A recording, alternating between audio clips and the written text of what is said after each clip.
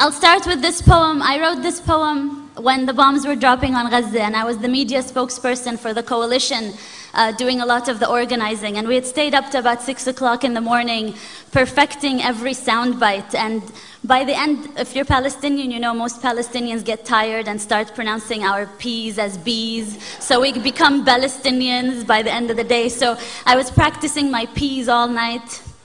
And the next morning, one of the journalists asked me, "Don't you think it would all be fine if you just stopped teaching your children to hate?" I did not insult the person. I was very polite. But I wrote this poem as a response to these types of questions we Palestinians always get. Today, my body was a TV'd massacre. Today, my body was a TV'd massacre that had to fit into sound bites and word limits. Today, my body was a TV'd massacre that had to fit into sound bites and word limits, filled enough with statistics to counter measured response. And I perfected my English and I learned my UN resolutions. But still, he asked me, "Ms. Ziyada, don't you think everything would be resolved if you would just stop teaching so much hatred to your children?" Pause. I look inside of me for strength to be patient, but patience is not at the tip of my tongue as the bombs drop over Gaza. Patience has just escaped me. Pause. Smile. We teach life, sir. Rafif, remember to smile. Pause. We teach life, sir. We Palestinians teach life after they have occupied the last sky. We teach life after they have built their settlements and apartheid walls. After the last skies, we teach life, sir.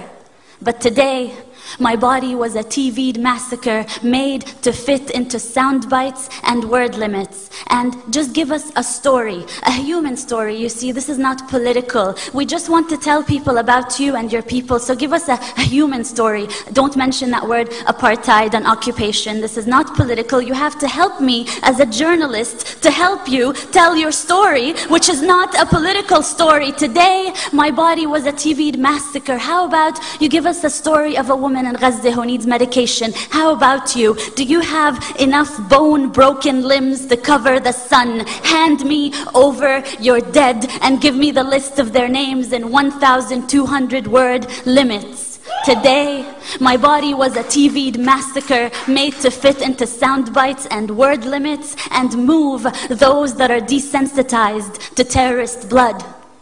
But they felt sorry.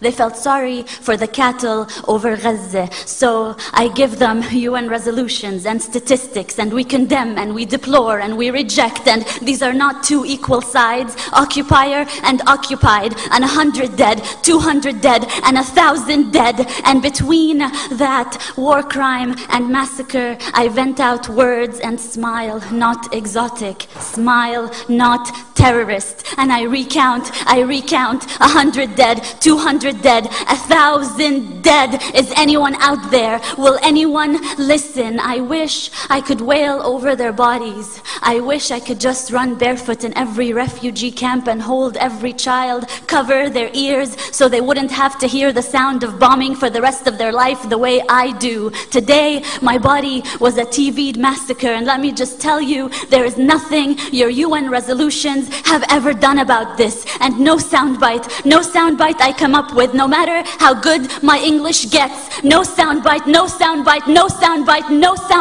will bring them back to life. No soundbite will fix this. We teach life, sir. We teach life, sir. We Palestinians wake up every morning to teach the rest of the world life, sir.